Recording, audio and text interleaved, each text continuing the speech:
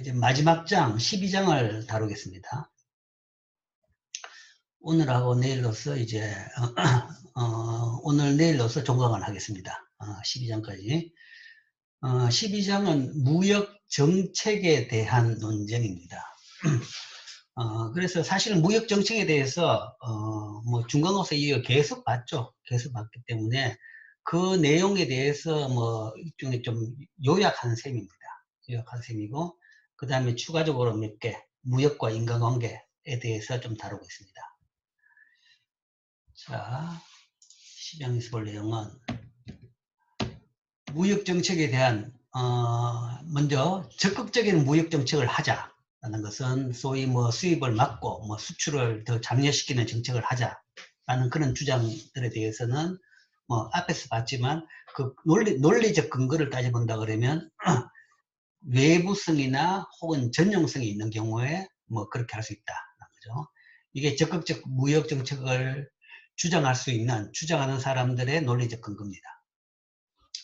또한 불안정 경쟁하에 전략적으로 무역 정책을 할 수 있다. 불안정 경쟁일 경우에도 뭐 전략적으로 할 수 있는 거죠. 그 뭐 예를 들어서 뭐 불안정 경쟁이라는 것은 이제 외국하고 경쟁 관계에서 이제 그렇게도 볼 수 있는 겁니다. 뭔가 우리나라에 좀 더 지원을 해가지고 경쟁력을 확보할 수 있는 경우라 그러면 그때는 적극적인 그런 경쟁력 확보를 할 수 있는 무역 정책을 할 필요가 있다라는 주장입니다. 자, 이게 적극적 무역 정책을 주장한 사람들의 주장. 이것을 한번 볼 것이고, 그 다음에 이제 추가로 마지막 분에서 무역과 인간에 대한 주장들을 봅니다. 즉 이제 선진국들에서 많이 나오는 이야기인데 무역을 통해서 들어오는 물건들이 뭐 저소득 국가의 노동 착취에 의해서 만들어진 물건들이다. 저임금 노동이다. 이제 이런 문제 제기에 대해서 한번 평가를 해보고, 또한 무역에 의해 가지고 뭐 외국에서 만들어졌는데 환경을 파괴시키면서 만든 물건을 수입한 것이다. 뭐라는 그런 이제 비판에 대해서 보고, 또한 무역을 통해서 외국 물건이 들어오니까 우리나라의 전통 고유의 문화가 파괴되고 있다. 훼손되고 있다. 뭐 이런 주장들도 있습니다. 그래서 그런 주장들에 대해서 좀 보겠습니다. 자, 먼저 적극적 무역 정책에 대한 주장. 적극적 무역 정책은 통상 보조금을 통해 수출 산업을 적극적으로 지원하는 그런 정부 정책을 의미합니다. 또는 뭐 수입을 막는 것도 일부 될 수도 있겠죠. 적극적 무역 정책에 대한 정교한 주장은 수입 대체 산업화 및 자유무역에 대한 반대론에서 사용한 가정들을 이용하는 겁니다. 즉 이때 이미 다 이야기했죠. 자, 시장 실패가 발생하는 경우에 뭐 유치산업이다 또는 시장 실패. 그러니까 첫 번째 근거는 유치산업을 들죠. 그러니까 어느 정도 보호를 하게 되면 경쟁력 있는 산업이 될 것이다. 그렇기 때문에 보호를 해주든지 보조금을 주든지 하자라는 것이 이제 적극적 정책입니다. 그런데 그러면 뭐 그런 산업이 어떻게 그런 게 있을 수 있느냐라는 비판이 나오니까, 예를 들어서 이제 시장 실패 때문에 그런 산업이 있을 수 있다면 지원해주자라는 이야기죠. 시장 실패라는 것은 제일 대표적으로 뭐 금융시장이 잘 발전 안 돼 있어가지고 뭐 이 공장을 질 돈이 없다라는 거죠.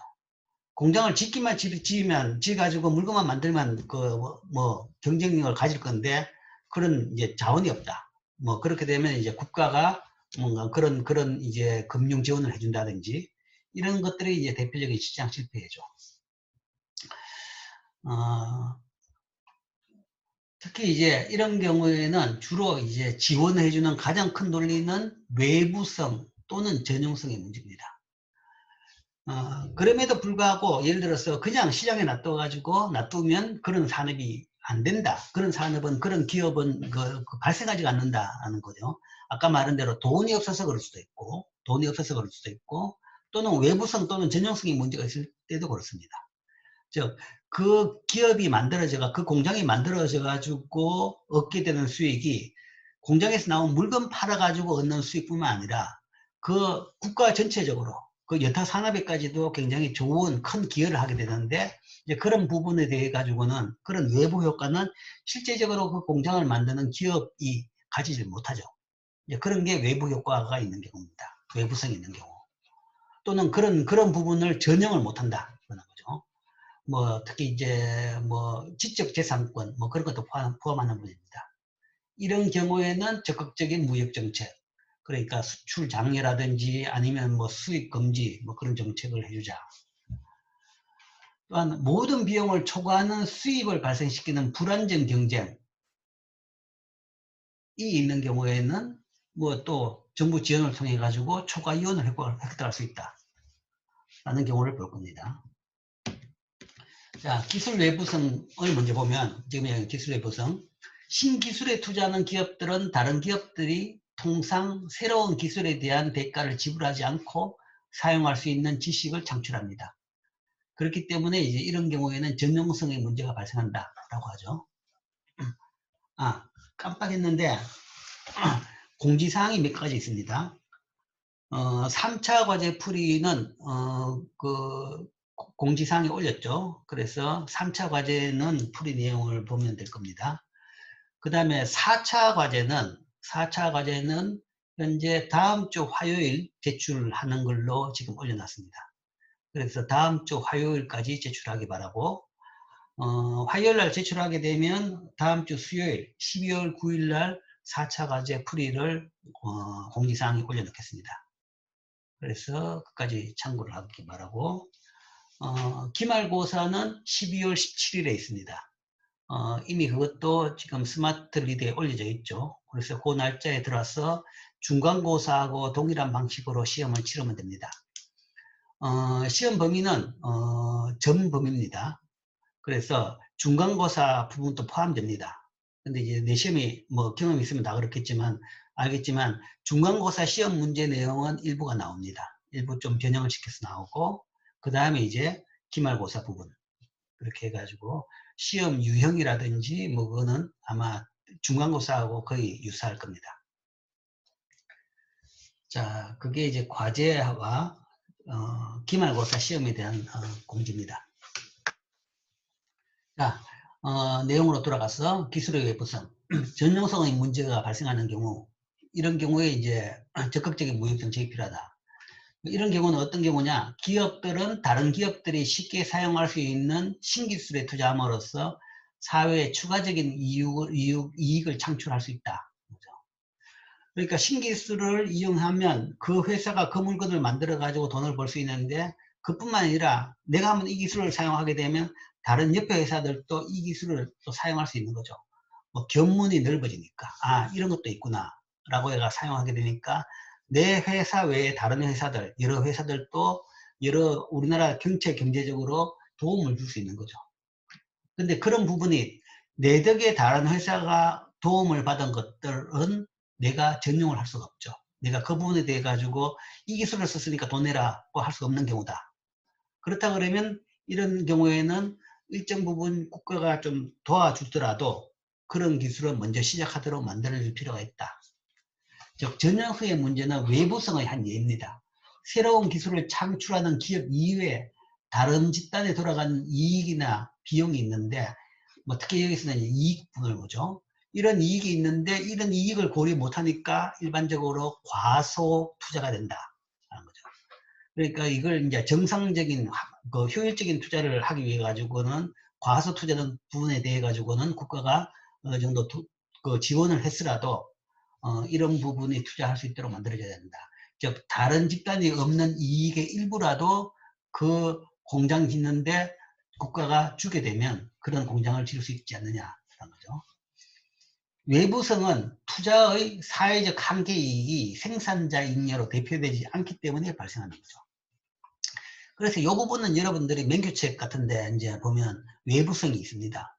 그게 7장인가 뭐 8장인가 거기 있습니다. 그 외부성에서 외부 효과가 발생하는 경우 과소 투자가 된다라는 것을 이제 쉽게 이야기하죠. 자, 이런 경우 적극적 무역 정책. 새로운 기술이 외부성이 높은 사회적 한계 이익을 창출할 때 정부는 기술에 대한 투자를 적극 장려하기를 원할 것이다. 뭐 그래야 되겠죠. 그렇기 때문에 예를 들어서 이건 저자가 미국 사람이기 때문에 미국 정부는 첨단 기술 산업에 보조금을 줘야 하는가? 라는 이제 질문을 합니다. 질문을 하는데, 뭐 이러니까 이제 첨단 기술 산업일수록 외부성이 더 높을 것이다. 하는 얘기죠. 새로운 산업이고, 새로운 분야고. 그러니까 이런데 정부가 보조금을 줘야 될 것이냐? 라고 이야기하면,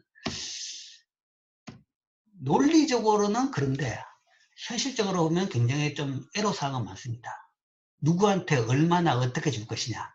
거기에 이제 여러 가지 문제가 있죠. 이런 첨단 기술 분야에 보조를 해야 된다. 라고 이제 뭐 논리적으로는 뭐 합의할지 몰라도 이제 어떻게 할 것이냐에 대해 가지고는 고려할 사항들이 이게 쭉 나옵니다. 자, 올바른 활동을 보호하는 정부의 능력이라는 거죠. 첨단 기술 회사들에 의해서 많은 활동이 첨단 기술 회사에 의해서 이루어지는 많은 활동이 지식을 창출하는 것과는 관련이 없다라는 거죠. 자, 첨단 기술 회사라고 해가지고 그 회사에다가 쓰는 돈을 지원을 해준다 라고 했을 때 실제 첨단 기술 회사가 하는 활동을 본다 그러면 기술 발전 위에 쓰는 돈이 굉장히 많더라라는 얘기죠. 장비 구입이나 비숙련 노동자들을 보조하는 것은 통상 신기술을 창출하지 않은 것과 관계없는 거죠. 이런 식으로 뭔가 하면 낭비될 가능성이 크다. 과연 첨단 기술 개발을 위해서 지원을 한다. 라는 것이 어떤 의미냐. 그 첨단 기술 개발하는 회사에 돈을 준다고 해가지고 그게 바로 그렇게 되느냐. 그런 회사에 돈 준다고 해도 그게 첨단 기술용이 아니라 다른 데로 주로 많이 쓰여지더라.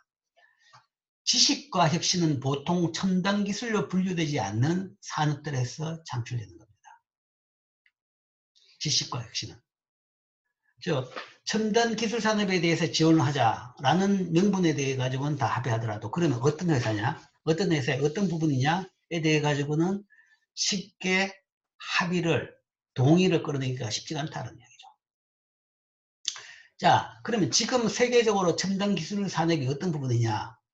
아주 전문적인 것은 빼더라도 최근에 굉장히 뭐 빨리 성장한 회사들 뭐 그런 걸 보면 뭐 몇 개 알 수 있죠. 제일 큰 게 뭐 현재 최대 기업 아마존, 그 다음 구글 이런 겁니다. 아마존, 구글이 첨단 기술 혁신 회사냐? 이 좀 굉장히 퀘스천입니다. 아마존, 구글. 혁신에서는 맞습니다.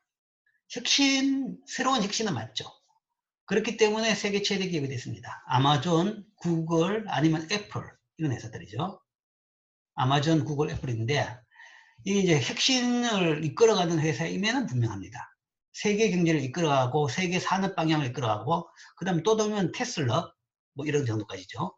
이런 회사들인데, 이게 과연 첨단 기술 산업이냐에 대해 가지고는 굉장히 의문점이 많이 찍힙니다. 특별히 하이테크 기술을 가진 회사들이 아니죠. 구글은 그냥 뭐 검색 엔진 시작한 회사입니다. 물론 이제 우리가 이제 하이테크가 아니다라고 생각하는 것도 뭐 선입관일 수도 있습니다. 그러니까 기술이라는 것은 옛날식의 뭔가 하면 제조 공학 기술을 하이테크로 보고 이 IT 부분에서의 기술을 잘 몰라서 이제 그렇게 생각할 수도 있는 거죠. 뭐 그런 차원에서 뭐 검색 엔진 또 고급 첨단 기술은 임에는 분명합니다. 구글이 가지고 있는 검색 엔진 그 기술도 첨단 엔진 그 첨단 기술이 임에는 분명하죠. 근데 구글이 그걸 만드는데 국가가 기여를 했느냐? 국가가 전혀 도움을 안 줬습니다. 필요가 없죠. 알아가 잘 만듭니다. 잘 만들어 가지고 훨씬 뭔가 하면 돈은 또 훨씬 더 많이 벌고 지금은 오히려 구글에 대해 가지고는 독과점 문제를 많이 제기하고 있죠. 지금 미국 정부에서는 구글을 쪼개고 싶습니다. 한 덩어리 가지고는 너무 크다라는 거죠. 독점의 폐해, 최근에 제일 심하게 나타난 것이 구글이 플레이스토어에 대해 가지고 거기서 뭔가 하면 다운로드 받는 회사들이 받는 돈의 30%를 사용료로 받겠다. 라고 나와가지고 지금은 세계적으로 발칵 뒤집어졌죠. 나라마다 발칵 뒤집어집니다. 거의 독과점입니다. 독과점 형태에서 자기들이 뭔가 하면 30%를 통째로 떼겠다라는 이야기죠. 그러니까 통행료를 독과점 형태에서 통행료를 뗀다 그러면 그거는 뭐 거기 외에는 딴 데를 통해 가지고 팔을 데가 없는 그 게임 회사라든지 그런 프로그래밍 회사 같은 경우에는 뭐 그냥 그대로 다 뜯기는 겁니다. 자, 이게 왜 그런 일이 발생했느냐? 구글의 독점 때문에 그러네. 물론 이제 뭐 아이폰이 있죠. 아이폰이 있는데 아이폰과 구글이 있는데 수로 따져가지고는 구글이 뭐 스마트폰에서 구글 OS 쓰는 것이 절대적인 거죠. 그게 이제 문제입니다. 어쨌든 그런 회사들이 첨단이냐. 지식과 혁신은 보통 첨단 기술로 분류되지 않은 산업에서 창출됐다는 겁니다. 구글이 예를 들면 그렇고 애플도 그렇죠. 애플도 지식과 혁신입니다. 첨단 아닙니다. 컴퓨터 PC를 처음 만든 것도 첨단 기술은 아니었고 그냥 지식과 혁신 디자인입니다. 그 다음에 아이팟도 그렇고 아이폰도 그렇고 다 지식과 혁신을 이끌어갔지만 첨단 기술은 아니었던 거죠. 그래서 첨단 기술 지원하자 이게 뭐냐 거기에 대해 가지고는 상당히 참 이건지 저건지 잘 판단하기가 쉽지는 않습니다. 뭐 그런 지원 없이도 이런 회사들은 잘 컸습니다. 잘 커서 세계 최대 회사들이 된 거죠. 그에 뭐 예를 들어서 첨단 기술을 가지고 있는 회사들이 있다고 하더라도 이런 회사에 지원을 해준다고 해가지고 진짜 첨단 기술에 대한 지원이냐에 대해 가지고는 자신이 없다. 그렇기 때문에 실제 이런 그 총론에 대해서는 첨단 기술 산업 지원에 대한 총론에 대해서는 다들 동의를 하지만 강론에 들어가서 어떤 회사의 어떤 부분에 어떻게 지원해 줄 것이냐 이 올바른 활동에 대해서 정부가 지원해 줄 수 있는 능력이 한정적이다라는 겁니다. 이걸 잘 판단하기가 쉽지 않다는 것이 문제죠. 그다음 두 번째, 특정 산업을 보조하는 대신에 미국은 조세를 통해서 연구개발에 보조할 수 있다. 그리고 지금 보조하고 있다는 거죠. 이건 미국뿐만 아니라 뭐 다른 나라도 마찬가지입니다. 세계적으로 대부분 이렇게 하고 있습니다. 우리나라도 그렇습니다. 그러니까 구체적으로 그렇게 특정 기술에 대해서 지원하기보다는 두리뭉실 해가지고 R&D용으로 지출했는 부분에 대해서 세금을 깎아줍니다. 그게 이제 일종의 지원이 되는 거죠. 그래서 R&D, 연구개발 비용은 과세 대상인 법인소득에서 그 공제를 해주는 거죠. 그러니까 그만큼 비용을 빼주는 거죠. 소득을 더 공제를 해주니까 이것을 통해 가지고 세금으로 혜택을 주는 거죠. 그렇기 때문에 따로 특별히 기술 개발이라고 해서 지원을 해줄 필요가 없다는 이야기죠. 또한 외부성의 경제적 중요성, 외부성이 경제에 미치는 영향의 중요성은 계량적으로 결정하기 어렵습니다. 이게 또 문제입니다. 얼마만큼, 어떤 회사가 얼마만큼 지원을 해줘야 되느냐, 얼마만큼 기여하느냐, 기여하는 양을 측정할 수가 없죠. 그러면 줄 수 있는 돈을 결정하기가 쉽지 않죠. 따라서 외부성을 창출하는 활동을 얼마만큼 보조해야 하는가를 말하기는 어렵다. 또한 외부성은 국가 간에도 일어날 수 있습니다. 이런 경우에 모든 국가들이 한 국가에서 창출된 외부성을 이용할 수 있다 그러면 어떤 개별 국가도 산업을 지원할 동기는 가지지 않을 겁니다. 그래서 다 있다가 뭔가 다른 나라가 그 기술 개발하면 그 기술 뺏겨가지고 씁니다. 라는 이야기죠.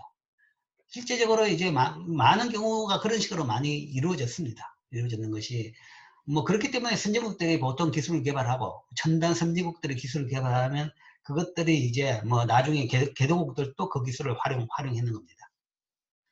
그러니까 외부성이 국가가 간에도 일어나는 경우에는 뭐 모든 국가가 예를 들어서 능력이 없기 때문에 지원을 못한 국가도 많기 때문에 이제 일부 국가들이 이렇게 지원하는 거죠.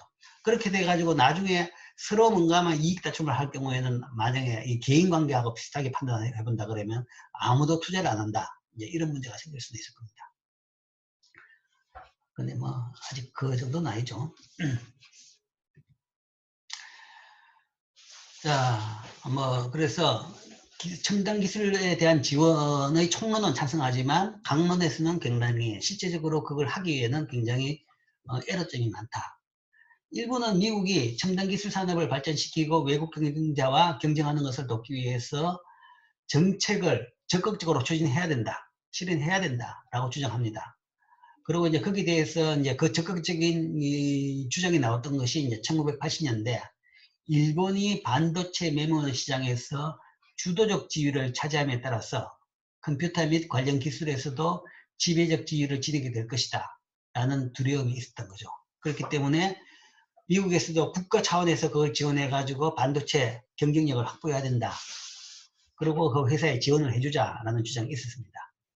그런데 이제 이걸 보면 진짜 옛날 이야기죠. 옛날 이야기고 자 이렇게 본다 그러면 이게 별로 이제 근거가 없다라는 것에 대한 대표적인 예가 될 수 있습니다. 80년대 일본에서는 이제 일본이 뭔가 메모리 반도체에서 그 뭐 절대적인 우위가 있었습니다. 시작은 일본이 했는데 16메가 D램부터 시작해가지고 이제 우리나라가 역전을 하기 시작하면서 지금은 이제 이 일본의 위치를 뭐 완전히 우리나라가 차지하고 있습니다. 실제 이제 우리나라가 차지하고 난 뒤에 뭐 한 10년, 15년 전까지만 하더라도 굉장히 치열한 경쟁이었습니다. 많은 회사들이, 한 10개 이상 되는 반도체 회사들이 치열하게 경쟁을 하고 있다가 점점점 더 첨단이 되면서 더 기술이 높아지면서 이제 그 다음에 기술이 높아지고 소위 이제 쉽게 이야기하면 규모의 경제의 그 영역이 점점점 더 커지는 겁니다. 옛날에는 10개 회사들이 어떻게든 해도 먹고 살 수 있는 영역이 됐는데 지금은 이제 한 개 회사가 만들어내는 물건이 규모의 경제가 워낙 크기 때문에 지금은 10개 회사가 살아날 수 없는 정도로 집중화되는 거죠. 그 과정 속에서 이제 소위 치킨 게임이라는 걸 속칭 치킨 게임을 통해 가지고 많은 회사들이 통폐합됐죠. 그래서 지금 D램 같은 경우에는 3개 회사 정도가 살아있습니다. 살아있는데 이제 미국 회사 마이크론이 하나가 살아있는 거죠.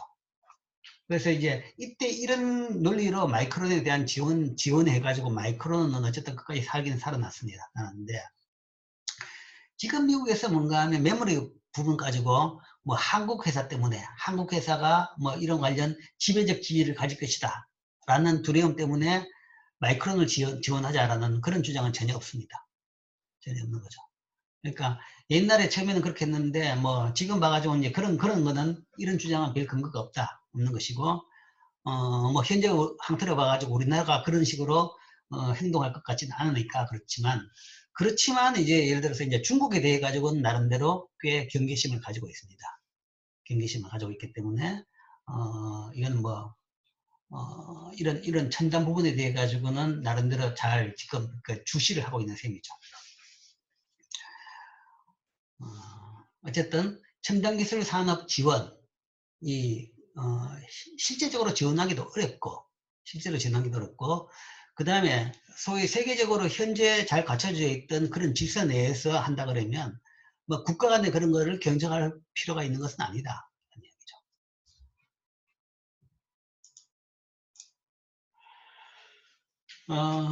그런데 이제 최근에 미국에서 ICT 산업에서 Information and Communication Technology죠. 정보통신기술 산업에서 고용 감소와 무역 적자가 초래되면서 다시 공포감이 조성되고 있습니다. 조성됨으로써 최근에 이제 중국을 때리는 하나의 뭐 배경이 된 것이기도 합니다. 자, 봅시다. 정보통신 상품에서의 미국의 무역 수지를 본다 그러면 뭐 2000년대까지 계속 흑자, 미국이 높은 경쟁력을 가지고 있다가 그게 이러면서 계속 적자 돼가지고 현재 이만큼 적자다. 10년 전인데 2010년만 하더라도 800억 달러입니다. 정보통신기기 관련돼 가지고 800억 달러만큼 적자를 봤다라는 얘기죠. 그러니까 정보통신기기는 어떤 거냐? 뭐 아주 하이테크 업종도 있겠지만 쉽게 이야기하면 스마트폰, 아니면 뭐 TV, 모니터, 컴퓨터, 아니면 SSD, 뭐 프린터, 뭐 이런 겁니다. 이런 것들이 많은 것들이 미국에서 만들어지고 미국에서 수입하고 있다. 그죠? 그래서 적자가 많고, 그 다음에 고용을 보더라도 고용이 확 줄고 있다는 겁니다. 지수를 본다 그러면 이때 2000년에 고용 숫자, 이 산업에서 고용된 숫자가 예를 들어 가지고 뭐 숫자가 지수로 해가 100으로 했다. 그렇다 그러면 그때 비해 가지고 현재 컴퓨터나 컴퓨터 관련 업종에서 고용된 숫자는 60명밖에 안 된다는 겁니다. 40%가 줄었다. 그러니까 이쪽 산업에서 고용도 줄었다. 많이 수입하고 고용도 줄었다. 그 다음 이 산업뿐만 아니라 제조업 전체적으로 봤을 때 고용이 거의 한 30% 이상 줄었다. 이때에 비해 가지고 30% 이상 줄었습니다. 미국은 인구가 여전히 늘어나고 있습니다. 늘어나고 있는데 비해 가지고 고용이 이렇게 줄었다라는 것은 자, 이 산업이 굉장히 위축됐다. 그렇기 때문에 자, 이 산업이 우리가 굉장히 경쟁력을 잃고 위축되고 있기 때문에 지원을 해줘야 된다 라는 주장입니다. 이런 데이터 때문에 고용 감소, 무역 적자 때문에 지원을 해주자라는 그런 주장이 많이 나오고 있습니다. 공포감이 다시 조성되고 있다라는 건데, 근데 이건 이제 다시 생각해 볼 만해요. 자, 무역 수지 적자다. 이게 진짜 적자냐? 물론 정보 상품에서는 적자입니다. 정보 상품에서는 적자인데, 미국에서는 정보 서비스는 엄청난 흑자입니다. 정보 서비스라는 것은 아까 말한 대로 아마존이나 아니면 구글이죠. 아마존이나 구글이 서비스를 통해 가지고 외국에서 벌은 돈이 엄청납니다. 특히 구글 같은 경우에는 뭐 물건 같은 거 갖다가 한 게 없죠. 그냥 순수히 광고를 통해 가지고 전 세계적으로 벌은 돈들이 엄청납니다. 그래서 유럽에서는 구글세라고 해가 구글 텍스라고 해가지고 따로 이제 세금을 받겠다라는 정도까지 나오고 있습니다. 그리고 이 적자도 보면 이 적자가 뭐냐? 뭐 스마트폰을 이야기한다 그러면 많은 부분이 소위 아이폰입니다. 아이폰이죠, 그죠? 애플의 아이폰인데 아이폰이 실제적으로 이 적자의 뭐 많은 부분을 차지하고 있습니다. 왜냐하면 아이폰이 미제지만 만드는 것은 중국에서 만들고 있는 거죠. 대만 회사의 중국 공장에서 만들어 가지고 미국으로 들어옵니다. 그렇기 때문에 무역에서는 수입으로 간주됩니다. 그래서 무역 적자를 일으키죠. 일으키지만 그 과실은 다 미국이 얻죠. 그걸 만들어 가지고 팔므로써 그 소위 순이익은 거의 애플 회사가 대부분 가집니다. 애플 회사의 아이폰은 물건 한 개당, 그 기계 한 개당 팔 때 이제 이익률이 한 30%씩 된다고 합니다. 그건 진짜 어메이징한 수준입니다.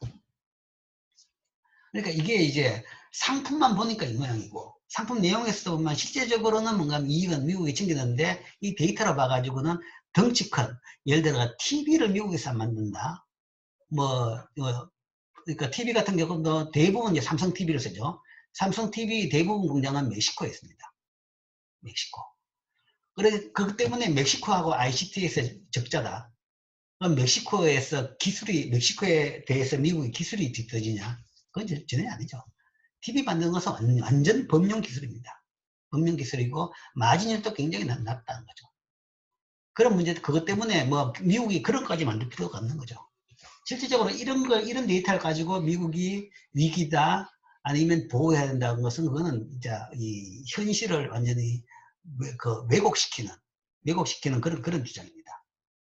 그래서 이런 주장에 대해 가지고는 이걸 잘 판단할 수 있어야 되는 거죠. 어떤 나라도 미국이 ICT에서 떨어진다는 이야기는 안 하죠. 뭐 중국에 대해서 이야기하는 것은 이런 부분보다는 정치적인 이슈가 강하죠. 정치적인 이유 때문에. 소위 이제 군사 부분이라든지 아니면 이제 정보의 탈취, 이제 그런 위험 때문에. 그 다음에 이제 성장을 뭔가 하면 경쟁 상대로서 볼 따름이지, 실제적으로 중국하고 기술 문제 때문에 중국에 대해서 태클을 건다든지 그런 건 잘 없습니다. 그 다음에 이것도 마찬가지예요. 이 부분도 이걸 이야기한다 그러면 우리나라가 더 심합니다. 우리나라가. 이거는 세계적인 현상입니다. 모든 선진국이 동일하게 나타나는 현상입니다. 제조업 또는 IT 업종에서의 고용률은 점점점 줄어듭니다. 그게 IT의 발전인 거죠. 제조업의 기술 발전이고. 그리고 일자리는 주로 서비스 업종에서 많이 생깁니다. 서비스 업종에서 많이 생기고, IT 업종, 그 다음에 여기다 특히 IT 중에서 그냥 IT도 아니고 컴퓨터 및 컴퓨터 관련 업종 그러니까 당연히 죽는 거죠. 당연히 죽을 수밖에 없는 겁니다. 컴퓨터는 요즘에 IT에서 차지하는 부분은 굉장히 미미한 부분입니다. 지금은 IT는 주로 이제 소프트웨어 쪽이죠. 소프트웨어 쪽이고 인터넷 소프트웨어 그 관련된 업종입니다. 그리고 그쪽은 굉장히 또 고용효과가 높아요. 그러니까 이런 것도 미스리딩 하는 데이터죠. 이런 것 가지고 주장하면, 그리고 제조업에서 고용효과가 줄었다는 것은 뭐, 그건 전 세계적인 현상이고, 제조업에서의 기술 발전에 따라 가지고 자동화에 따라 가지고 고용이 줄은 것은 뭐 피할 수 없는 전 세계적인 선진국에서 공통적인 현상입니다. 그러니까 이런 걸 가지고 보호하자는 주장을 하는 것은 조금 미스리딩한 것이다. 이제 이런 가지고 이제 뭐 정치인들이 사실 악용을 하는 거죠. 악용을 하는 거죠. 그걸 통해 가지고 자기 표를 얻기 위해서 악용하는 거죠. 그래 가지고 보호를 한다고 해 가지고 실제 일자리가 늘어나느냐? 안 늘어납니다. 늘어난 적도 없고 늘어날 수가 없는 거죠. 그래서 이런 보호 논리는 좀 희박하다. 자, 그러면 뭐 여기서 이야기가 있지만 총론적으로 첨단 기술 분야에 대해서 지원을 해야 된다. 에 대해서는 동의한다. 라는 이야기죠. 다들 동의하겠죠. 한다 그러면 그럼 어떻게 지원해야 되느냐. 대부분 이제 첨단 기술 분야의 지원은 기초 기술에 대한 지원입니다. 그러니까 산업화 기술은 기업이 알아가지고 오죽 잘하겠습니까? 돈 벌만한 건 알아가 다 잘합니다. 그거보다는 이제 기업이 기술 개발 안 하는 기초적인 산업 기술, 기초적인 기술은 이제 국가에서 개발할 수가 있는 거죠. 할 필요가 있는 거죠. 그러니까 정보통신 기술, 뭐 기술 표준이랄까? 아니면 기술, 그런 기초 기술은 이제 국가에서 이야기하는 겁니다. 예를 들어서 뭐, 배터리, 요즘에 이제 제일 중요한 게 이제 배터리 쪽이죠. 배터리가 얼마나 용량을 높이고, 그 다음에 가볍게 만드냐. 이게 지금 현재 산업이 나가는 방향입니다.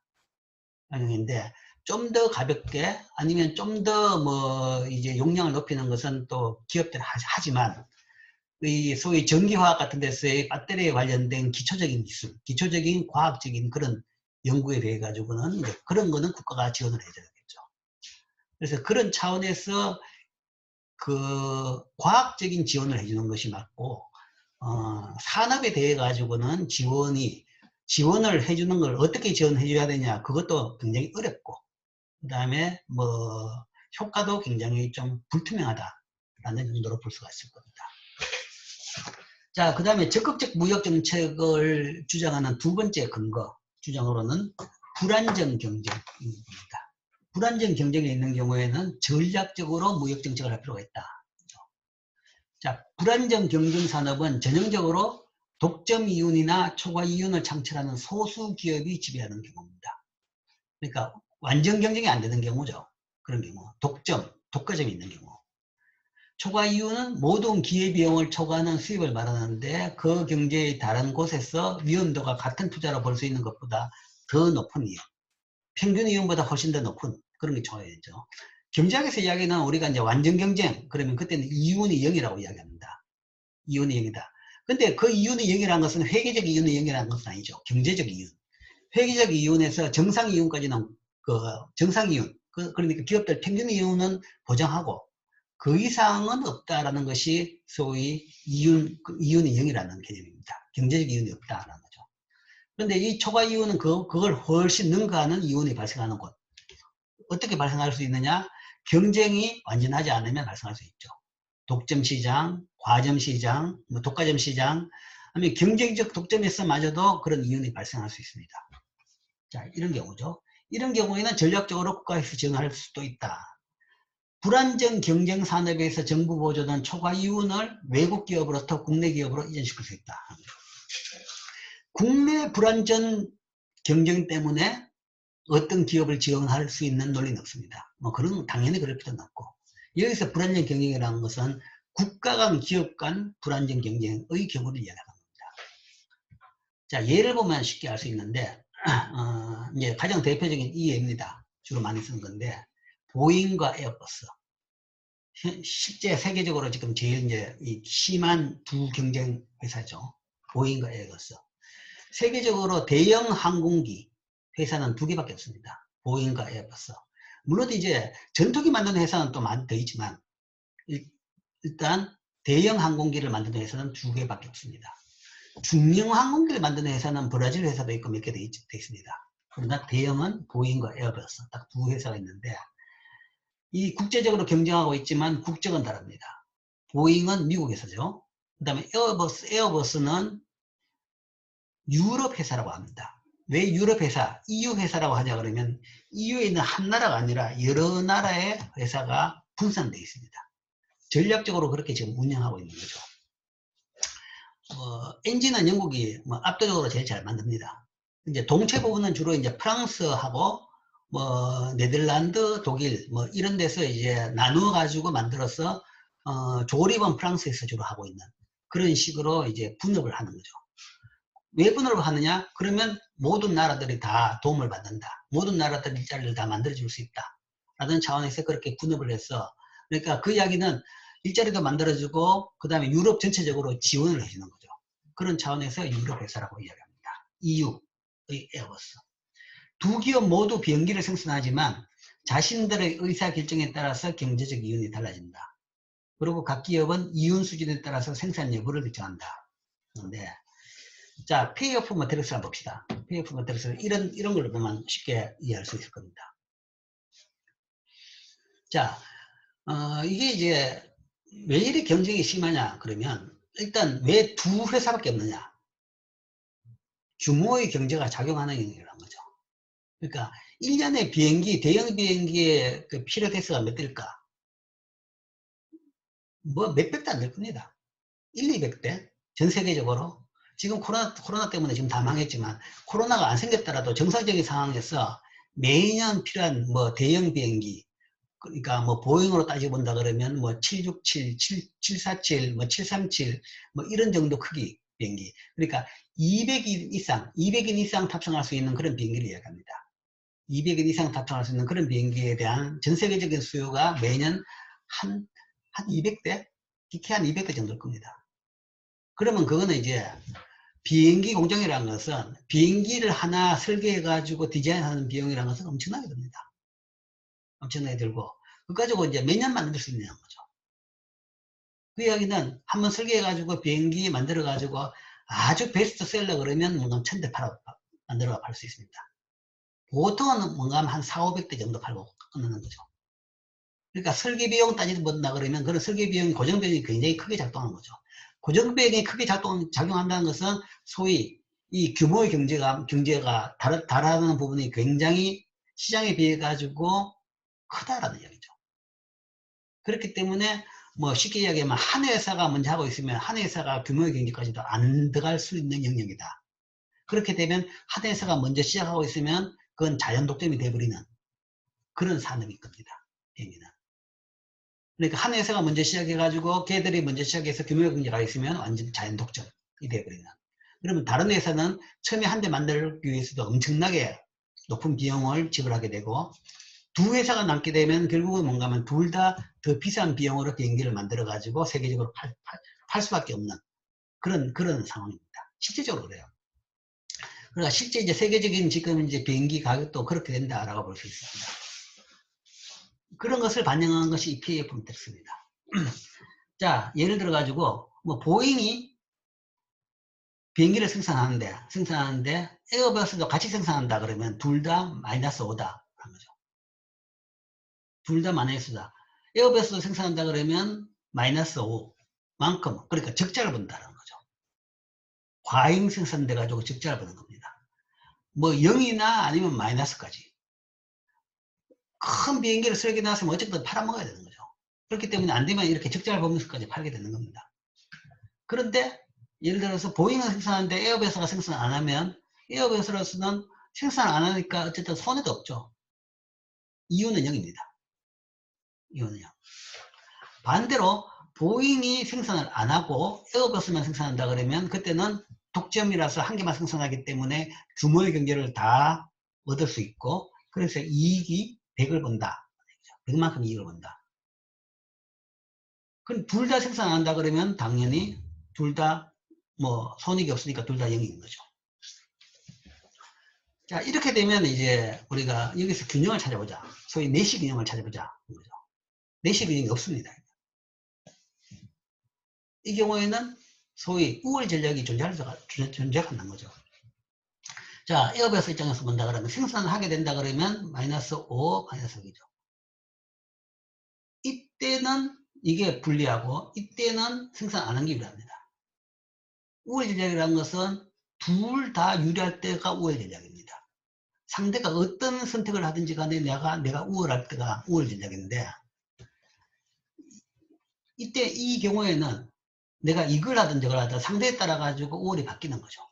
생산을 하게 되면 상대가 생산을 하면 적자 괜찮지만 적자를 보지만 상대가 생산 안 하면 좋은 경우 반대로 이 경우도 마찬가지죠. 둘 다 뭐 다른 경우죠.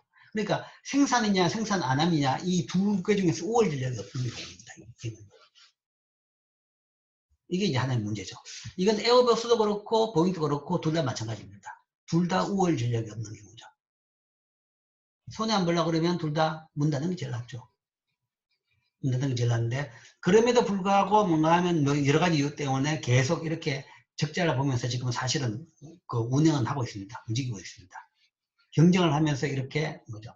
물론 이제 순적자는 아닌지 몰라도 자 만약에 이런 경우다 그러면 뭐 현실이 이만큼 적자는 안 하겠지만 현실이 마이너스 이만큼은 안 하겠지만 현실에서 뭔가 하면 적자는 아닌데 흑자는 흑자입니다. 그러니까 3대 거짓말에 기업이 손해보면서 장사한다라는 것은 거짓말이라는 이야기죠. 당연히 그러면 문을 닫았을 겁니다. 근데 안 닫은 것은 뭐 흑자는 볼 겁니다. 그러니까 이 숫자를 봐가지고는 이거는 우월 전략이 없고 분명히 균형이 없습니다. 균형이 없는데 뭐 이하고 비슷한 지금 상황인데 이 경우에 만약에 정부가 전략적인 선택을 한다. 국가가 전략적인 선택을 한다.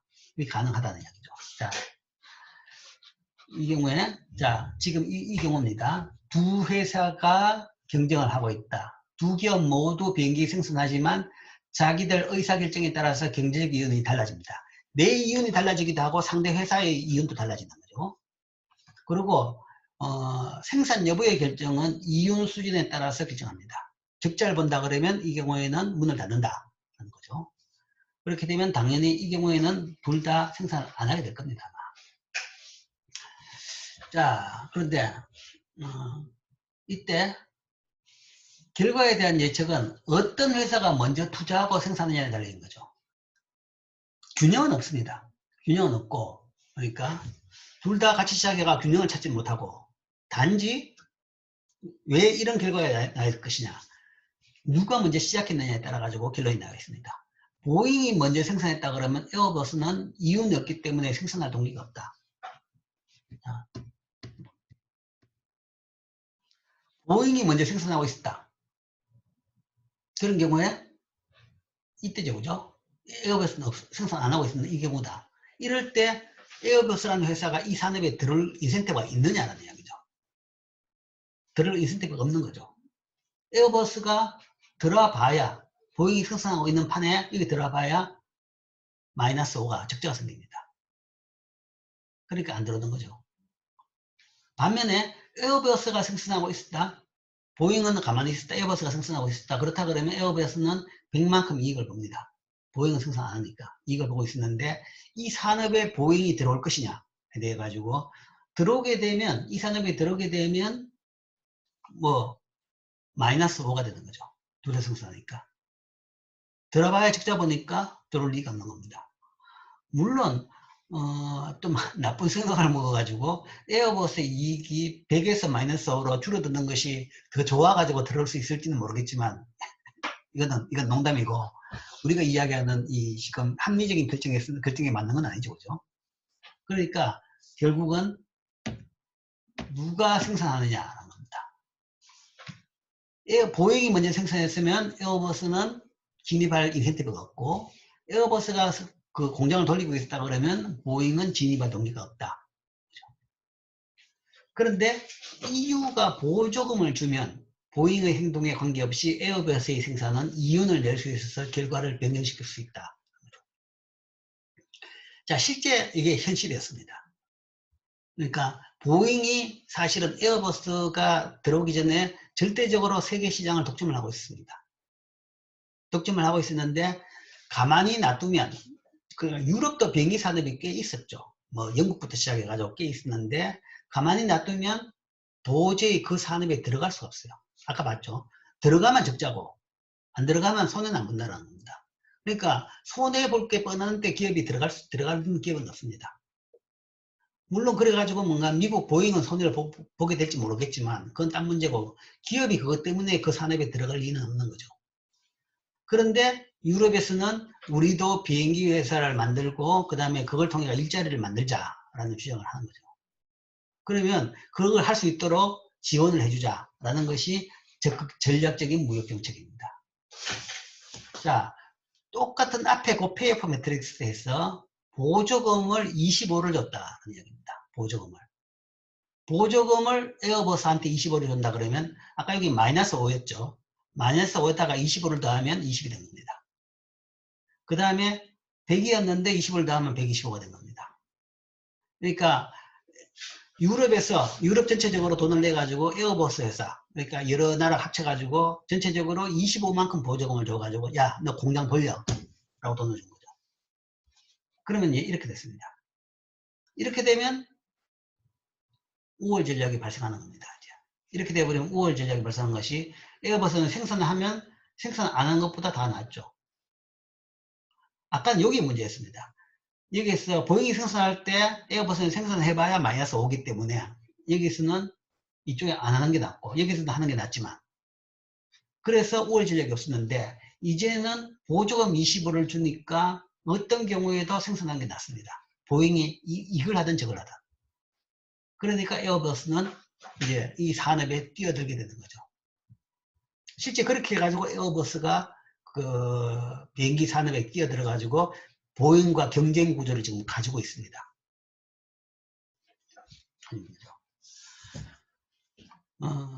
그래서 뭐 이런 경우에는 이제 둘 다 생산은 뭐 이런 경우가 되는 거죠. 자, 그래서 이런 경우라 그러면 뭐 보잉 입장에서 몰라도 에어버스 입장에서는 당연히 이것보다는 생산하는 것이 우월 전략이 되고 이걸 선택하게 될 겁니다. 그럼으로써 또 부가적으로 유럽에서 일자리가 더 늘어나는 그런 효과가 생기는 것이죠. 그렇기 때문에 전략적으로 이 경우에는 뭐 보호무역을 전략적 무역정책을 할 수 있는 거죠. 즉 수출 산업을 지원한 거죠. 물론 그게 내수이기도 하죠. 내수이기도 하면서 수출도 할 수 있는 그런 산업인 겁니다. 유럽 전체에 대해서는 내수 산업이지만 비유럽 국가에 대해서는 수출 산업입니다. 그런 차원에서 적극적인 무역 정책으로 볼 수 있는 겁니다. 자, 만일 보잉이 EU가 에어버스에 보조금을 줄 것이라고 예상하면 보잉은 그 산업에 진입하는 것을 단념할 것이다. 그래서 25의 보조금은 에어버스한테 125의 이윤을 것이다. 그래서 그 보조금은 해외 경쟁 억제 효과 때문에 보조금 자체보다는 더 많은 이윤을 가지고 있는 겁니다. 그렇기 때문에 결국은 나중에는 보잉이 퇴출하게 되면 에어버스는 125의 이익을 가진 거죠. 국가로서는 25를 지원해주고 국가 전체적으로 125만큼 받게 되니까 125를 받다 보면 그 중에서 뭔가 일부를 세금을 해가지고 투입했던 지원금 25를 다 회수할 수도 있는 거죠. 그렇기 때문에 전략적으로 더 좋은 선택이다 라고 할 수도 있습니다. 자, 이게 이제 전략적 무역정책의 케이스입니다. 케이스고 실제적으로 지금 존재하고 있는 거고, 즉 자국기업한테 생산의 전략적 우위를 부여해주는 정부 정책을 우리가 전략적인 무역정책이라고 합니다. 그런데 이제 현실에서는 뭐 이렇게 쉽지는 않다라는 거죠. 전략적 무역정책의 실제적인 용도는 이용 가능한 것보다 훨씬 많은 기업들에 대한 정보를 필요로 합니다. 아까 그 페이오프 매트릭스에서는 숫자가 아주 눈에 딱 드러났기 때문에 25를 지원해주면 된다라고 이제 알 수 있는 거죠. 근데 그 25를 누가 할 것이냐는 얘기죠. 어떤 산업이 그걸 만족시킬 산업이냐, 그거 판단하는 것도 어렵고, 그 다음에 얼마만큼 지원을 해줘야 될 것이냐, 그 액수를 판단하는 것도 어렵다. 즉 단순한 예는 숫자가 조금 달라져도 예측 결과가 매우 달라지는 겁니다. 그리고 정부나 경제학자들이 기업 이윤을 예측할 때 정확하지 않다면 어떡할 것이냐. 경제학자들의 예측력은 굉장히 떨어집니다. 잘 할 수가 없는 거죠. 보잉만 아는 더 좋은 기술을 갖고 있어가지고 에어버스가 생산한다 할지라도 보잉이 생산한 것이 여전히 이윤을 낼 수 있다. 그러면 에어버스는 그 정도 지원 가지고는 경쟁을 못하게 되는 겁니다. 이런 거죠. 그러니까 이런 기술적인 부분, 기술적인 부분 또 상대의 반응에 따라 가지고 거기에 따라 대응하는 기술적인 부분까지도 다 알아야 되는데 그런 것을 판단하기 쉽지가 않다. 그렇죠? 또한 보복이죠. 보복. 한쪽만 당하는 건 아니죠. 외국의 보복 또한 발생할 수 있다. EU가 에어버스한테 보조금을 주면 미국도 보잉에 보조금을 주어가지고 두 기업의 생산을 단념시키는 거죠. 뭐 그러면 이제 무역 전쟁이죠. 그러면 세금만 날아가는 겁니다. 실제적으로 이제 에어버스에 대한 보조금 때문에 미국하고 유럽하고 분쟁이 굉장히 심했어요. 굉장히 심했는데 정치적인 타협을 한 거죠. 정치적인 타협을.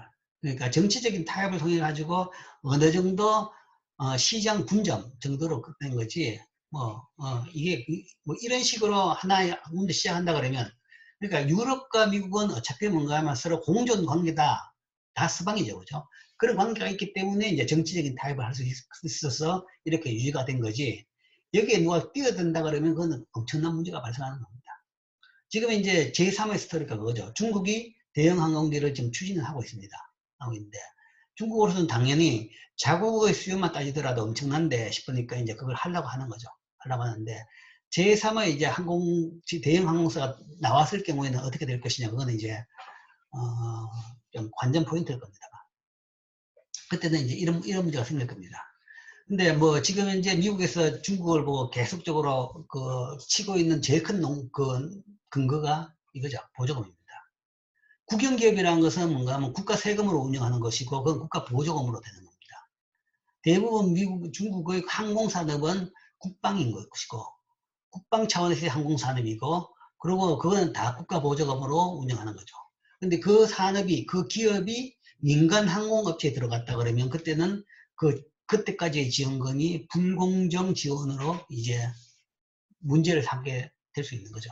이제 그런 문제들이 이제 남아 있습니다. 이 전략적 무역정책은 다른 무역정책과 마찬가지로 정치적으로 강력한 집단에 의해서 교묘하게 적용될 수 있다.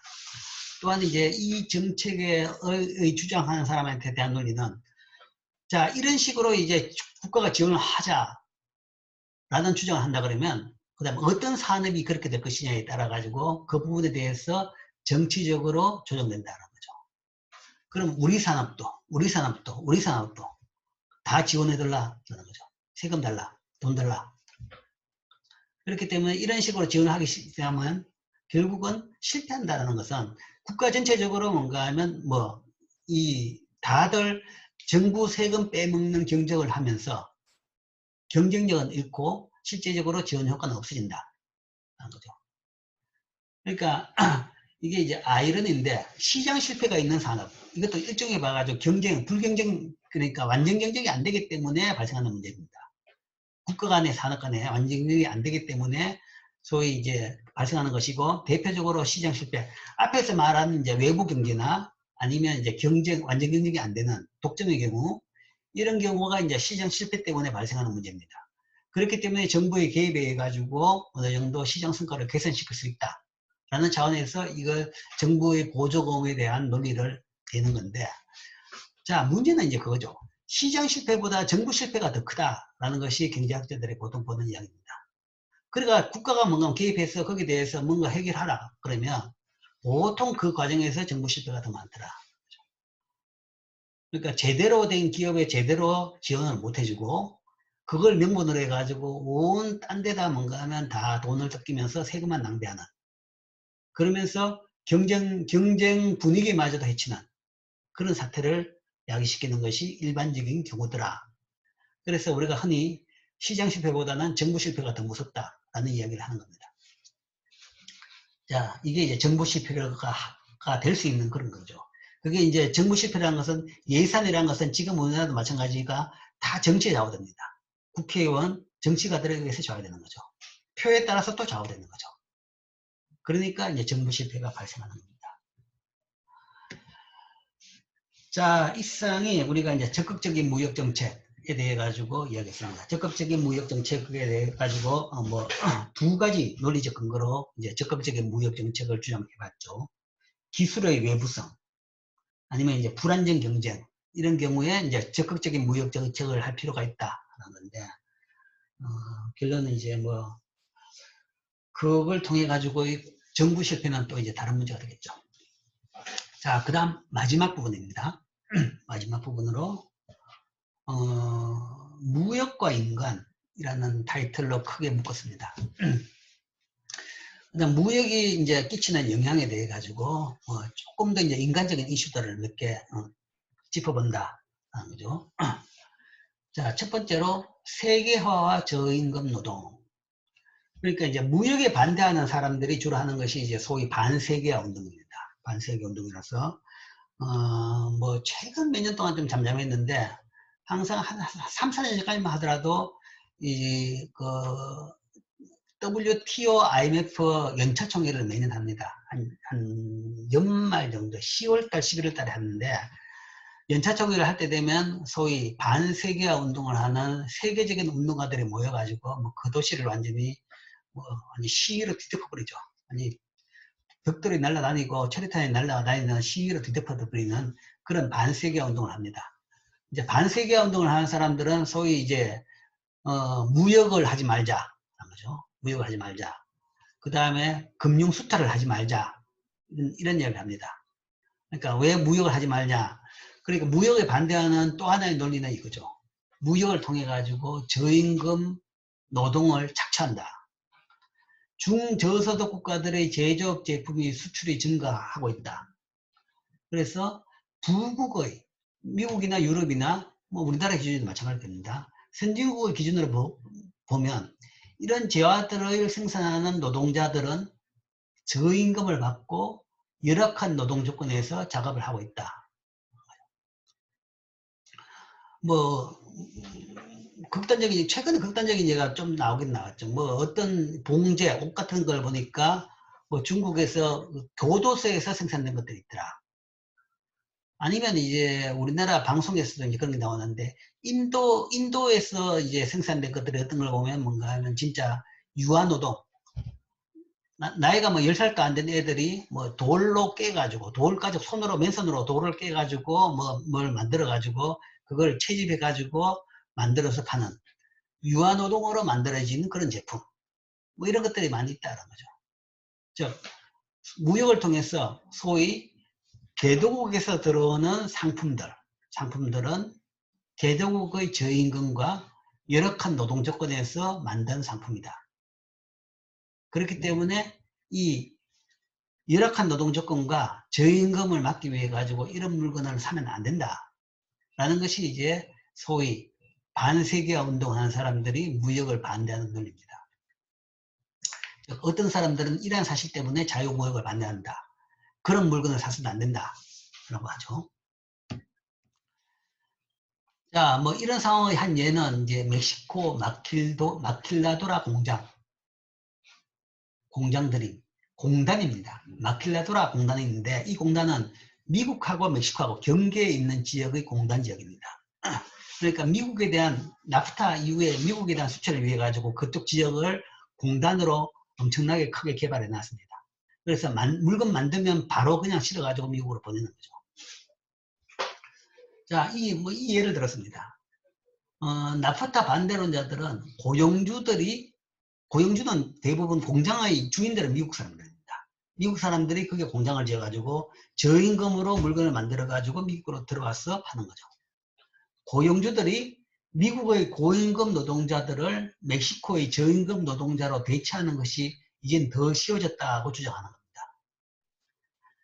실질적으로 이제 제일 큰 이때는 시작할 때 이제 제일 큰 고용 부분에서는 사실은 봉제 쪽이었습니다. 봉제 쪽이 없는 데가 인력이 제일 많이 들죠. 그래서 캘리포니아 쪽에 이제 봉제 공장이 굉장히 많았는데 이제 주로 이제 어떤 사람이 와서 일했냐 그러면 뭐 멕시코나 남미에서의 뭐 불법 이민자들이 그쪽으로 올라와가지고 뭐 국경이 그쪽이니까 올라와가지고 캘리포니아에 이제 불법 봉제 공장에서 일을 많이 했었는데 나프타 협정이 이루어지고 나니까 이제 뭐 그렇게 그게 이제 단속도 심하고 뭐 여러 가지 문제가 있으니까 아예 이제 공장을 멕시코로 옮기는 거죠. 조금만 옮기면 되니까요. 옮겨가지고 거기서 이제 만들면 여러 가지 이제 그런 불법적인 문제도 피할 수 있고 이제 문제가 훨씬 더 쉬워지는 거죠. 물론 이제 캘리포니아에서 공장을 돌릴 때도 이제 불법 이민자 외에 합법적인 이민자도 꽤 많이 쓰긴 썼죠. 쓰긴 썼는데, 그렇다 보니까 이제 나프타 협정으로 이 마케도니아 공장으로 동지어 공장들이 옮겨가니까 이제 고용주들이 미국의 고임금 노동자보다 멕시코 저임금 노동자로 대체하더라. 그러니까 이제 이렇게 보는 거죠. 세계 근로자들의 상황이 더 나빠졌다. 동일한 근로자라 본다 그러면 고임금 받던 사람들이 저임금 받던 사람으로 바뀌었다 그러면 전체 근로자가 미국하고 멕시코 합친 전체 근로자가 받는 액수는 죽는 거죠. 그렇기 때문에 이게 뭔가만 근로자들한테 상황이 더 나빠진 상황이다 라는 것이 이제 이 운동가들의 주장입니다. 그러나 무역이 노동자들을 해롭게 했다고 길런지을 수는 없다라는 거죠. 자, 어떤 이야기냐? 이론적으로 본다 그러면 우리 리카르도 모형은 멕시코 임금은 미국 임금보다 더 낮아야 하는 반면에 멕시코의 임금은 무역전의 임금 수준에 비해서 오를 것이다. 그러니까 멕시코는 그전에 비해 가지고 공장이 생기고 일자리가 더 생겼으니까 당연히 임금이 오른다. 핵시 올리 모형은 미국의 비숙련 노동자들은 나프타로 손해를 보는 반면에 멕시코 비숙련 노동자들은 이익을 볼 것이다. 물론 이제 미국의 근로자들은 일자리를 잃었지만 대신에 뭔가 하면 그 사람들은 모형대로 이야기한다 그러면 그러니까 수입 산업이 아니라 수출 산업으로 이전을 할 수가 있다 그러면 일자리는 그대로 유지할 수 있는 겁니다. 그리고 잘 전업이 됐다 그러면 더 고임금을 받을 수도 있는 거고요. 반면에 이제 멕시코 같은 경우에는 일자리가 없던 사람들이 일자리가 생김으로써 뭔가 하면 그만큼 피해를 받게 됐다. 멕시코 비숙련 노동자들은 이익을 본다. 물론 이제 미국 비숙련 노동자들은 손해를 좀 볼 수도 있을 겁니다. 성공적으로 전업한 사람은 괜찮지만 이제 그렇지 못한 사람들은 손해를 볼 수는 있겠죠. 그렇지만 멕시코 노동자들이 받는 저임금에도 불구하고 위 두 이론은 노동자들이 무역이 없을 때보다 무역을 하면 후생이 개선된다라고 보는 거죠. 그게 무역론의 가장 기본입니다. 그리고 이들 예측과 마찬가지로 실정적인 증거에서도 이 멕시코 지역에서 임금이 다른 멕시코 지역에 비해서 올랐다라는 것을 보여줍니다. 멕시코 내에서도 보면 공장들의 근로자들의 임금을 보면, 그러니까 비숙련 노동자들 임금을 보면 이쪽 지역, 그러니까 미국하고 국경되어 있는 이쪽 지역에서 임금이 훨씬 더 높더라라는 것은 이쪽의 임금이 올랐다는 이야기죠. 전체적으로. 또한 이 마킬라도라의 노동 조건은 미국이 아니라 멕시코의 다른 지역하고 비교할 수 있는데 다른 지역보다는 또 노동 조건이 낫더라. 그러니까 거긴 좀 더 임금도 더 높고 노동 여건은 훨씬 더 좋아지더라. 라는 차원에서 무역이 뭔가 하면 노동 조건을 악화시키는 건 아니다. 하는 얘기죠. 자, 간단한 숫자입니다. 숫자인데, 이제 실질 임금으로 봐갔는데, 데이터가 아니고 얘인데, 상식적인 이야기죠. 이거는 이제 실질 임금이라는 것은 물건 개수로 보는 겁니다. 그래서, 미국에서 1시간 일하면 이 물건 한 개 살 수 있다. 그런데, 멕시코는 이 고급 기술 물건은 8시간 일해야 만들 수 있다. 라면, 1시간 일하면 그 물건 8분의 1개 살 수 있는 거죠. 그래서 멕시코의 임금은 시간당 8분의 1입니다. 8분의 1이고 미국은 1이죠. 그러니까 임금이 8대 1입니다. 임금은 8분의 1. 그래서 당연히 미국 임금이 비싸고 그러나 이제 저급 기술은 낮은 기술의 물건에 대해 가지고는 미국이 예를 들어서 1시간에 일해 가지고 한 개 살 수 있다. 그런데 반해 가지고 멕시코 같은 경우에는 이거는 이제 2시간 일해 가지고 한 개 만든다. 그 이야기는 시간당 2분의 1 정도다. 여전히 멕시코가 기술이 낮고 미국이 높기 때문에 멕시코가 미국보다 낮긴 낮지만 그러나 고급비에 비해 가지고는 저급 기술은 격차는 덜 하겠죠. 단순 기술은 격차는 덜 할 겁니다. 자, 이게 무역전의 상황이다. 무역전의 상황인데, 자, 그렇다 그러면 여기 이제 어떻게 무역이 발생할 것이냐. 자, 생산상에서 이제 이건 8배입니다. 미국 8배인데, 예를 들어서 이거는 2배밖에 차이가 안 납니다. 그렇다 그러면 왜 이 물건을 멕시코에서 수입할 것이냐? 미국이, 그러니까 멕시코가 미국에 비해서 생산성이 절반이지만 임금이 4분의 1이다. 임금이 4분의 1이다 그러면 이 물건 생산성에서 비교를 가지는 거죠. 임금이 4분의 1이다 그러면, 그러니까 4시간 일하는 만큼 돈, 미국은 1시간 일하는 돈이 멕시코는 4시간 일할 수 있다. 그렇다 그러면 생산성이 절반이라도 생산량은 배가 되는 겁니다. 그렇기 때문에 이때는 저급 기술에서 멕시코에서 비교 우위가 있기 때문에 멕시코는 이 물건을 생산해 가지고 미국에다 수출하게 되겠죠. 수출하게 되고, 미국은 이 물건을 멕시코에다 수출하는 이런 식으로 분업을 하게 될 겁니다. 그래서 무역 이후에 분업을 하게 되니까 또 어떻게 되느냐? 미국에서는 이 물건 생산이 줄고 이 물건 생산이 늘게 되는 거죠. 그러니까 이 물건 생산이 줄게 되니까, 생산이 줄게 되니까 이쪽 물건에서는 생산 줄고 근로자가 줄게 되니까 생산성은 높아집니다. 생산량이 줄면 생산성은 높아지는 거죠. 더 고용이 줄게 되면 생산성은 더 높아지는 거죠. 이쪽에서 사람이 줄기 때문에, 이쪽으로 이동하기 때문에, 이쪽에 사람이 줄기 때문에 생산성은 배로 올라가고, 멕시코는 이쪽 부분에서는 뭔가 하면 이쪽 부분에서 생산성이 더 배로 늘게 되는 거죠. 배로 늘게 돼가지고, 결국은 뭔가 하면 멕시코도 둘 다 옛날에 비해 가지고 이쪽으로 봐가지고는 임금이 오르는 거죠. 8분의 1보다 4분의 1보다 8분의 1보다 4분의 1이 배로 올라가고, 미국도 이 물건으로 봐가지고는 한 개 살 수 있는 것이 2개 살 수 있게 되는 거죠. 그래서 둘 다 실질 임금이 올랐다라고 볼 수 있는 겁니다. 결국 뭐 이거는 그냥 이론을 하나의 그 우리가 익숙한 그 이론에 대해서 하나의 예를 숫자 예로 만들어서 설명한 건데, 어쨌든 무역을 하게 되니까 결국은 양쪽에 다 임금이 오를 수 있다. 물론 이제 그 단계에서 중간에서 뭔가 하면 이제 직장이, 그러니까 일자리가 없어지는 사람들의 이전 문제도 있겠지만 결국은 총량적으로는 더 나아질 수 있다라는 것을 보여주는 거죠. 그 다음에 또 하나 드는 것이 저임금 플러스 노동 기준을 이야기합니다. 열악한 노동 환경을 이야기하죠. 열악한 노동 환경 때문에 우리가 개도국으로부터의 물건을 받지 말아야 된다. 뭐 페어 트레이딩 뭐 그런 이야기도 많이 하죠. 자, 그래서 뭐 어떤 경우에는 소위 이 노동 환경을 요구를 하는 것까지 있습니다. 그러니까 이 물건은 뭔가 하면 어느 정도 환경에서 만들어야 된다.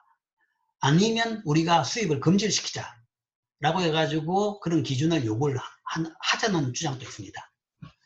자, 그렇지만 외국에 의해 부과된 노동기준은 중저소득 국가의 정부들이 주로 반대하고 있죠. 반대하는데, 국제적 기준은 자국 생산자들이 국제적 기준을 충족시키지 못할 때 보호주의 정책이나 소송의 근거로 사용될 수 있다. 고소득 국가들의 측정한 기준은 중저소득 국가들의 생산자한테는 사치스러운 것일 수 있다는 겁니다. 그러니까 뭐 이제 경우의 문제인데, 예를 들어 가지고 뭔가 하면 뭐 하루에 12시간 근로하는 데서 나오는 물건이다. 그건 근로 환경이 나쁜 데서 나온다. 과잉 근로를 시킨다. 거죠. 그러니까 뭐 12시간, 뭐 14시간, 16시간씩 근로한 데도 있습니다. 그런 데서 만든 물건 같은 경우에는 열악한 환경에서 만든 물건이다. 그런 데서는 수입하지 말아야 된다. 그러니까 우리나라에 수입하는 물건들은 뭐 8시간, 최소한 10시간은 안 넘는, 하루 10시간 이상 근로는 안 하는 데서 수입해야 된다라는 그런 이제 주장을 하는 거죠. 근데 못 사는 나라에서는 그것마저도 사치스러울 수는 있다는 이야기죠. 그러니까 이게 사람의 문제지만 뭐 그때는 우리도 옛날에 그랬죠. 예를 들어 가지고 80년대, 90년대만 하더라도 더 일하는 것이 원한다는 얘기죠. 더 일하는 것. 초과 근무를 원하는 겁니다. 초과 근무를 위해 가지고 그 시간 동안에 더 일해 가지고 더 돈 벌고 싶다는 거죠. 그런 차원에서는 예를 들어 선진국의 예를 들어 가지고 선진국의 기준을, 그러니까 보통 뭔가 하면 다른 나라의 기준을 왜 우리한테 적용하느냐 하는 그런 대한 비판과 마찬가지로 선진국의 기준을 우리하고 맞지 않는 개도국에 왜 그걸 가지고 적용시켰느냐라는 그런 반대적인 주장도 하는 겁니다. 그렇게 주장하는 사람들이 이제 이렇게 이야기하는 거죠. 또한 중저소득 국가들의 정부가 동의할 수 있는 정책은 임금과 근로조건을 감시하고 이 정보를 소비자한테 제공하는 뭐 이 정도다. 그리고 생산물들이 용인할 수 있는 임금과 근로조건 하에서 만들어졌다는 것을 증명할 수 있다. 대부분 중저소득 국가들 근로자들이 수출 부분에서 일하지 않기 때문에 이 정책은 제한적인 효과만 가질 수밖에 없다. 거고.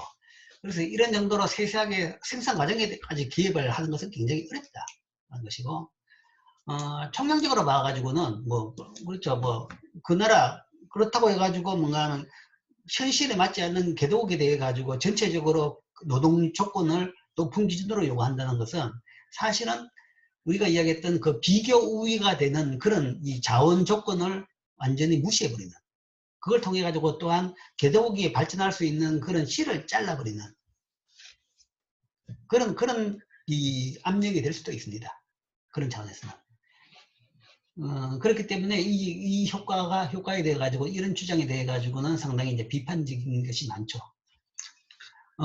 좀 힘들더라도 뭔가 일자리가 없는 것보다는 낮은 급이라도 낫다라고 이제 주장하는 사람들도 있고, 주장하는 나라들도 있고, 주장하는 환경들도 있는 거죠. 거기에 대해 가지고 억지로 높은 급여 이외에는 하지 마라 라는 주장을 하기에는 무리다 라는 것이 이제 여기에 대한 비판론입니다. 그래서 이제 저임금, 페어 트레이딩, 이제 이런 이야기를 하는데, 자발적으로 좀 비싸게 사주는 건 좋죠. 그런 차원에서 이제 커피에 대해 가지고 페어 트레이딩, 그런 식으로, 그런 커피를 팔긴 팔죠. 근데 이제 그게 실제적으로 자발적으로 좀 더 비싸게 사준다라는 것보다는 이제 그게 마케팅 포인트로 활용되는 것이 아니냐. 이제 공정무역, 우리가 이야기하죠. 그죠? 그런 건데, 이제 그런 거하고 경계를 이제 잘 설정해 가지고 실제적으로 뭔가 하면 그쪽 근로자들한테 도움이 될 수 있는 그 방향으로 운영이 돼야 되겠죠. 그리고 이제 그거는 사회운동입니다. 사회운동이고, 사회운동은 곳곳에서 알아서 사회운동하는 사람들이 하면 되는 거지, 그걸 가지고 경제 전체에서 룰을 뭔가 하면 그런 식으로 바꿀 수 있는 건 아닌 거죠. 그렇게 되면 시장이 정상적으로 작동하는 것은 아닙니다. 자, 이런 것들이 이제 반세계 운동에 대한 교과서적인 반박이랄까, 평가에 대한 이야기입니다. 그래서 저임금 노동에 대해서는 이야기했고, 그 다음에 환경하고 이거는 이제 다음 시간에 마저 하겠습니다.